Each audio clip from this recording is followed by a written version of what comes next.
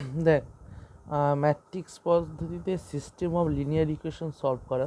আমরা একটা system of linear equation মানে সেই সমীকরণগুলো ক্যামাস রুল পদ্ধতিতে সমাধান করেছিলাম। ঠিক আছে, ক্যামাস রুল পদ্ধতিতে সমাধান করেছিলাম। এবার আর একটা পদ্ধতি পড়ো, সেটা হচ্ছে ম্যাট্রিক্স পদ্ধতি। এই ম্যাট্রিক্স পদ্ধতি নাহলে ক্যামাস রুল প্রতি বছর অড হিসাবে পড়ে থাকে।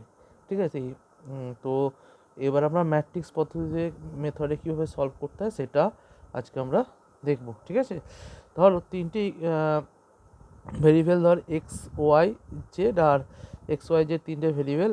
এরম ইকুয়েশানগুলো কীরকম দেওয়া আছে, a11x প্লাস ধর a12y plus a13z is equal two ধর k1, a21x plus a22y plus a23z equal to হচ্ছে k2, আর a31x plus a32y plus a33z equal to হচ্ছে k3।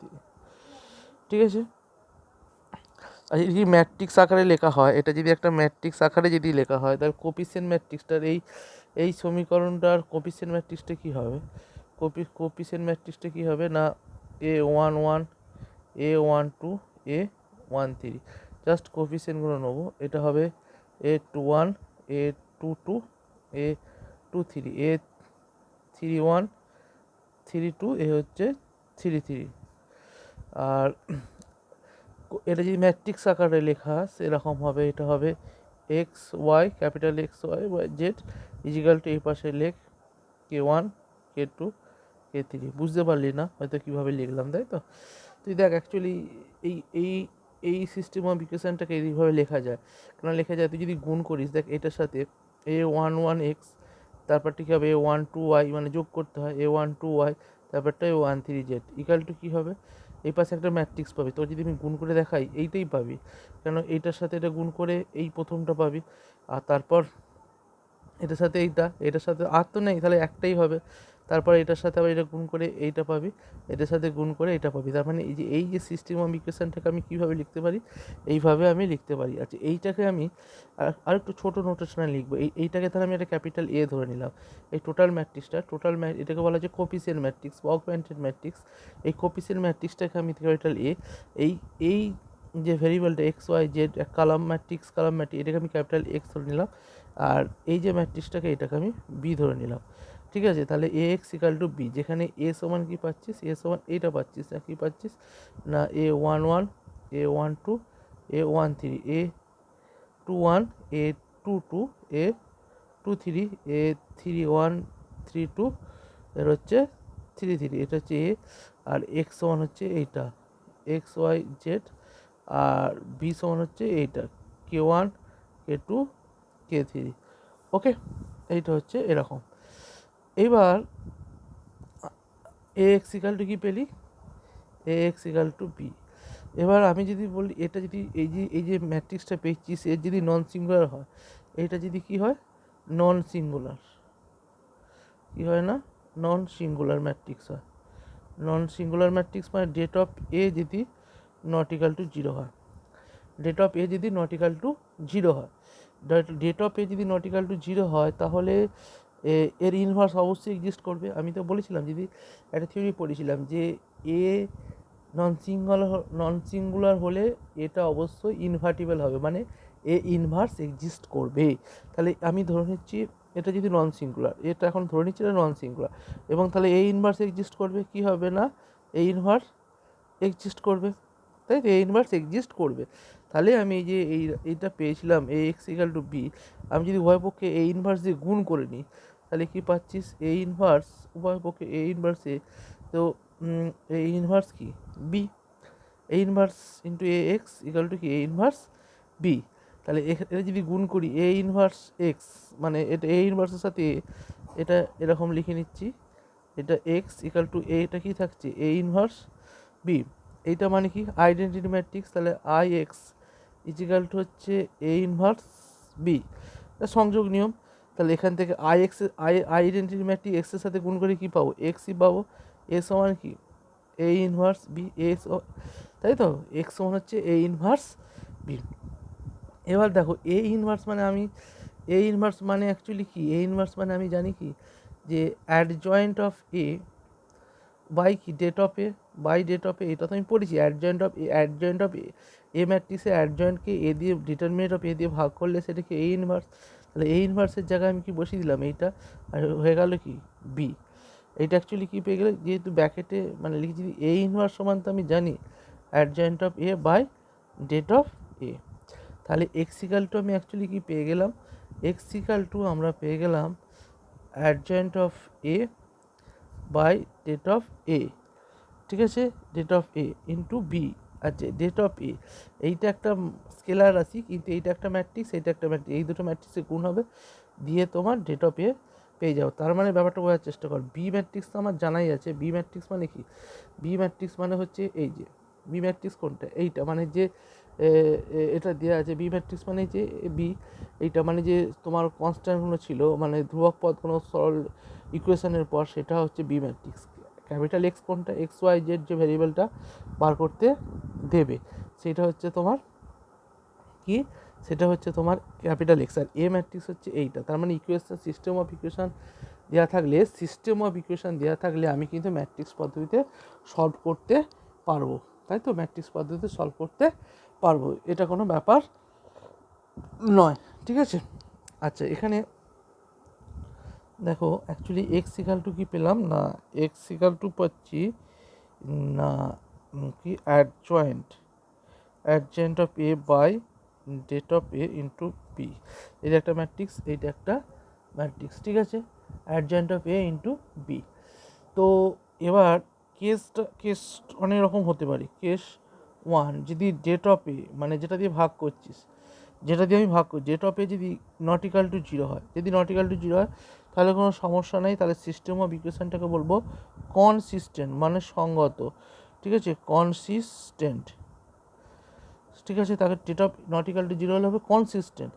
কিন্তু যদি কেস টু, যদি ডেট অফ এ তোমার ইকাল টু জিরো এবং অ্যাডজয়েন্ট অফ এ এবং ইন্টু বি এইটাও ইকাল টু জিরো, যে দুটোই যদি জিরো হয়ে যায় তাহলে তখন কী হবে, তখন বোঝা যাবে যে তোর কী বলে, যে দুটো যদি জিরো হয়ে যায়, ঠিক আছে, এইটাও জিরো এবং এইটাও জিরো, তখন হবে ইনফাইনাইট সলিউশন। কী সলিউশন, ইনফাইনাইট মানে অসংখ্য সলঙ্ক, হ্যাঁ, infinite number of infinite solution, number of infinite মানে অসংখ্য সমাধান থাকবে, 2 নম্বর কেস। 3 নম্বর কেসটা কি, ধর এ ইকাল টু জিরো হয়ে গেছে, মানে নিচেরটা জিরো হয়ে গেছে কিন্তু ওপরটা জিরো নয়। তাহলে কোনো কিছুকে নট ইকাল টু জিরোকে তোর কোনো কিছু জিরো মানে সামথিং বাই জিরো, এটা তো সঙ্গতই নয়। নিচেরটা জিরো হয়ে গেলে কিন্তু ওপরটা যদি জিরো থাকে তাহলে তোর ইনফাইনাইট সলিউশন হবে। কতগুলো সলিউশন থাকবে, ইনফাইনাইট নাম্বার অফ সলিউশন থাকবে। কিন্তু যদি ওপরটা নট ইকাল টু জিরো কিন্তু নিচেটা জিরো হয়ে যায়, তখন কী হবে, যদি ওপরটা নট ইকাল টু জিরো নিচেটা যেটা জিরো কিন্তু ওপরটা নট ইকাল টু জিরো, মানে এরকম হবে adjoint of A into B যদি নট ইকাল টু জিরো, তখন কিন্তু ইনকনসিস্টেন্ট, তখন কিন্তু কোনো সলিউশন থাকবে না, ইনকনসিস্টেন্ট মানে নো সলিউশন, অ্যাকচুয়ালি যেটাকে বলা হয় নো সলিউশন, মানে কোনো সমাধান থাকবে না। নো সলিউশন মানে কোনো সমাধান নেই, বোঝা গেল। আর এটা হচ্ছে কনসিস্টেন্ট এবং ইউনিক সলিউশন, এটা হবে ইউনিক সলিউশন, ঠিক আছে, এটা হবে ইউনিক সলিউশন, একক সমাধান থাকবে এবং এটা কিন্তু ইনকনসিস্টেন্ট হবে। এই হচ্ছে ব্যাপার। আমি একটা অঙ্ক করছি, অঙ্ক করলে বোঝা যাবে ভালো করে। ধর এরকম একটা সিস্টেম অফ ইকুয়েশন দেওয়া আছে, বইয়ের উদাহরণের অঙ্কটাই করি, তোদের এক্সাম্পল 2, আমার ক্যালকুলেশন করতে সুবিধা হবে, টাইমটা কম লাগবে। অঙ্কটা দেওয়া আছে তোর কোনো সমাধান নেই, এটা একটা সমাধান আছে, করি দাঁড়া। এক্সাম্পল 5 অঙ্কটা করছি তোদের। X plus 2y plus Z equal to 7, X plus 3z equal to 11, আর দেওয়া আছে 2x minus 3y equal to 1। এটা দেওয়া আছে, এটা ম্যাট্রিক্স পদ্ধতিতে সলভ করতে বলেছে। তাহলে প্রথমে তুই ম্যাট্রিক্স তিনটের আকারে, ম্যাট্রিক্স আকারটা কী হয়, এটাকে ম্যাট্রিক্স আকারে লিখলে এরকম লিখে নিবি, এ এক্স ইজিক্যাল টু কি বি,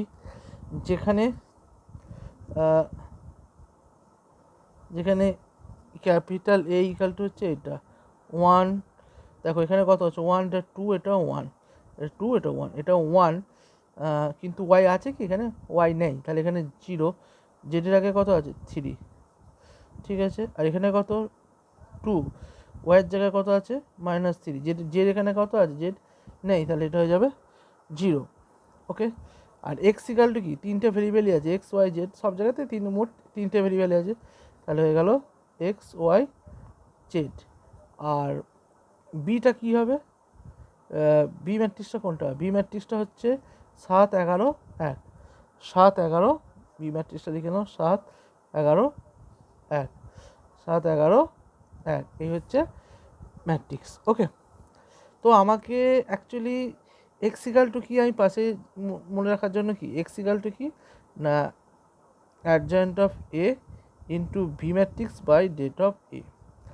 তো বি ম্যাট্রিক্স আমার জানা আছে, বি ম্যাট্রিক্স কোনটা? এইটা বি ম্যাট্রিক্স, এইটা। তো এবার এ ম্যাট্রিক্সে বি ম্যাট্রিক্স জানা আছে, তাহলে এবার অ্যাডজয়েন্ট অফ এ বার করতে হবে, ডেট অফ এ বার করতে হবে। তাহলে প্রথমে ডেট অফ এ বার করি, ডেট অফ এটা আমি বার করি। তাহলে এ ম্যাট্রিক্স যেহেতু দেওয়া আছে, ডেট অফ এ যেমন করে ভাঙে তোরা ভাঙবি, ভেঙে এইটার সাহায্যে ভাঙলেই ভালো হবে, কারণ এটা জিরো আছে। এটা ভেঙে অ্যাকচুয়ালি মানটা পেয়েছে, ডেটা পেয়ে আমি মানটা জাস্ট বসিয়ে দিচ্ছি। তোরা ডেট অফ ডিটারমিনেন্ট তো ভাঙতে জানিস, আমি আর বলছি না, কাজ ডিটারমিনেন্ট এটার মানটা হচ্ছে 18, যেটা নট ইকাল টু জিরো। তাহলে det of A not equal to zero পেলি, ঠিক আছে। এবার এটাকে আমাকে কী করতে হবে? অ্যাডজয়েন্ট অফ এ বার করতে হবে। কী বার করতে হবে? অ্যাডজয়েন্ট অফ এ, তাই তো। অ্যাডজয়েন্ট অফ এ বার করবি কী করে না adjoint of A, adjoint of A সেই অ্যাডজয়েন্ট অফ এ বার করাটা তো তোরা না করার কিছু নেই, এখানে হোল ট্রান্সপোজ নিতে হবে, তাই তো। যে তাহলে ওয়ানের কোফ্যাক্টর নিতে হবে, কী নিতে হবে? ওয়ানের কোফ্যাক্টর ডিটারমিনেন্ট মানে এইভাবে লিখে নিতে হয় যে তাহলে ওয়ানটা এটা বাদ দিলে 0 3 -3 0, তারপর টুটা হবে কোনটা না এটা কমা হবে না, এটা মাইনাস মাইনাস চিহ্ন হবে, এই যে এটা বাদ দিলে 1 3 2 0, আর এইটার হবে কোনটা? এটা বাদ দিলে এটা বাদ দিলে 1 0 1 0 2 -3, তাহলে এখানটা প্লাস, এটা প্লাস মাইনাস প্লাস, আবার এখানটা এর হবে। তাহলে এইভাবে অ্যাডজয়েন্টটা আমাকে অ্যাডজয়েন্ট তো বার করতে শিখেছি, আমি আর বার করছি না, জাস্ট অ্যাডজয়েন্ট অফ এটা যেটা ট্রান্সপোজটা নিয়ে যেটা আসবে, মানে এটা ট্রান্সপোজের আগে যেটা আসবে ক্যালকুলেশন করে এটা আসবে 9 6 -3, তারপর আসবে -3 -2 শুধু 7, আর এটা হচ্ছে 6 -2 -2 এরকম আসছে। তার মানে এর ট্রান্সপোজ নিতে হবে, ট্রান্সপোজ নিয়ে অ্যাকচুয়ালি কী আসছে? অ্যাকচুয়ালি অ্যাডজয়েন্ট অফ এটা আসছে তোমার, একবার লিখে নিচ্ছি, কত 9 -3, এটা এই দিকে আসবে, নয়টা এটা এটা এই বরাবর, আর এইটা এই বরাবর, -3 6, আর তারপরটা কোনটা হবে তোমার 6, এটা কি লেখা হবে? 6 -2 -2, এটা হবে এই বরাবর, -3 7 -2, এইটা হবে অ্যাডজয়েন্ট হবে, ঠিক আছে। তাহলে অ্যাডজয়েন্ট অফ এ পেলি, ডিটারমিনেন্ট অফ এ পেলি, আমাদের সলিউশন সমান কি adjoint of A dot B det of A. তাহলে এক্স ইকাল টু আমি কি পাচ্ছি? এক্স ইকাল টু যেটা পাচ্ছি আমি লিখে নিচ্ছি, দেখো, তার মানে এ ইনভার্স তো এক্সিস্ট করছে, det of A not equal to zero বলে এ ইনভার্স এক্সিস্ট করছে। তাহলে এক্স ইকাল টু আমি কি লিখতে পারি না A inverse B, A inverse B মানে অ্যাকচুয়ালি লিখে নেবো কি adjoint of A by det of A into কি B. Adjoint of A, det of এর মান হচ্ছে 18, ডেট অফ এর মান কত পেয়েছিল? 18 বেরিয়েছিল, তাহলে এটা হচ্ছে 18। এখানটা অ্যাডজয়েন্ট অফ এ, এটা adjoint of A into B, adjoint of এর মানটা আমি আবার বসাচ্ছি এখানে, 9 -3 হচ্ছে 6, এটা হচ্ছে 6, এটা -2, এটা -2, এটা হচ্ছে -3 7, এটা -2, আর বি এর মানটা কি? বি এর মানটা হচ্ছে তোর বি এর মানটা এখানে ছিল, দেখো বি এর মানটা কত ছিল এখানে? বি এর মানটা 7 11 1, 7 11 1, 7 11 1, 7 11 1। ওকে, তাহলে এই গুণটা আমাকে করতে হবে, এই গুণটা করতে হবে, 1 এর 8 যেমন আছে থাকো, অসুবিধা নেই। তাহলে 9-এর সাথে কত হবে? 7, তাই তো নাকি? এই বরাবর তো এখানটাকেও করতে হবে। তাহলে দেখো 7 9 কত? 9-এর সাথে 7, 7 9 63, তারপর মাইনাস 3 11 33, আর এটা হচ্ছে 6 প্লাস 6। আচ্ছা এইটার সাথে আবার এটা 6 7 42, 6 7 42 8, 6 7 42 মাইনাস 11 দুগুণে 22 মাইনাস মাইনাস 2, তারপর হচ্ছে মাইনাস 21, 3 7 মাইনাস 21, 7 11 এই 7 11 77 মাইনাস 2। এটা ক্যালকুলেশন করে কত পাচ্ছিস? 1 18 এখানটা পেয়ে যাচ্ছি আমি তোর 36 যোগ করে এইটা যোগ বিয়োগ করে কত হচ্ছে 36, এটা হচ্ছে 36, এটা হচ্ছে 18, এটা হচ্ছে 54। তাহলে অ্যাকচুয়ালি দেখো কি পেলে, এক্স ইকাল মানে ক্যাপিটাল এক্স ইকালটি পেলে 1 18, এটা হচ্ছে 36, এটা হচ্ছে 18, এটা হচ্ছে তোমার 54। ক্লিয়ার? এক্স ইকাল এটা এটা আর এক্সের মান কি? এক্সের মান তো কি X Y Z equal to কত? 1 18 36, এটা হচ্ছে 18, এটা হচ্ছে 54। তো এক্স ইকাল টু কী পাবো? দুটো ম্যাট্রিক্স সমান হলে এলিমেন্টগুলো সমান হবে, তাহলে এক্স ইকাল টু হয়ে যাবে আচ্ছা যদি 1 18টা ভেতরে ঢুকিয়ে দিই তাহলে তো আরও সুবিধা হবে। এক্স ওয়াই জেড 1 18 ভাগ করা গেলে করবি, নাহলে করা যাবে না। 18 দিয়ে ভাগ করলে এটা হচ্ছে 2, এটা হচ্ছে 1, এটা হচ্ছে 3, তাহলে এক্সের মান হচ্ছে 2। তাহলে এখান থেকে কী পাচ্ছিস? এক্সের মান 2, ওয়াইয়ের মান 1, ওয়াইয়ের মান হচ্ছে 1, আর জেডের মান হচ্ছে 3। এইভাবে আমরা এক্স ওয়াই জেডের মানটা বার করতে পারবো, সলভ করতে পারবো। তার মানে বোঝা গেল না? বোঝা গেল না? ক্লিয়ার? মানে প্রথমে সিস্টেম অফ লিনিয়ার ইকুয়েশান দেওয়া থাকবে, সেখান থেকে এটা বার করে নেবো, ক্যাপিটাল এক্স সমান কি এক্স ওয়াই জেড, আর কি বার করে নেবো? বি সমান কনস্ট্যান্ট যেটা পেলাম। অ্যাকচুয়ালি ইকুয়েশানটা কি দাঁড়ায়? এ এক্স ইকাল টু কি বি, সেখান থেকে এক্স ইকাল টু বেরোবে এ ইনভার্স বি। তাহলে এ ইনভার্স বি মানে হচ্ছে adjoint of A into B by det of A X equal to. তার মানে অ্যাকচুয়ালি তোকে কী থাকবে? সিস্টেম অফ ইকুয়েশনটা দেওয়া থাকবে, সেখান থেকে প্রথমে স্টেপ ওয়ান কী করবো? এ ম্যাট্রিক্সটা বার করব, এ ম্যাট্রিক্স বার করব, তারপর ডেট অফ এ বার করব। কী বার করব? ডেট অফ এ বার করব। তারপর কী করব? এ ম্যাট্রিক্সের অ্যাডজয়েন্ট বার করব। কী বার করব? অ্যাডজয়েন্ট অফ এ বার করব। তারপর অ্যাডজয়েন্ট অফ এ বার করব। তারপর কী করব না এক্স ইকাল টু লিখে দেবো অ্যাডজয়েন্ট অফ এ ইন্টু কী করবো? বি ম্যাট্রিক্সটা দিয়ে গুণ করে দেবো, দিয়ে ডেট অফ এ দিয়ে ভাগ করে দেবো।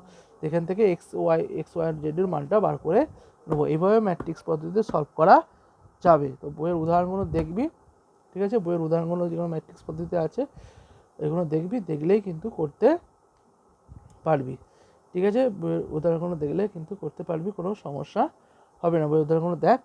আর হচ্ছে তোর দীর্ঘ অঙ্কর শুধু খালি ওই চ্যাপ্টারটা শুধু খালি তুই কী বলে ম্যাট্রিক্স পদ্ধতিতে সলভ করবি, ওকে।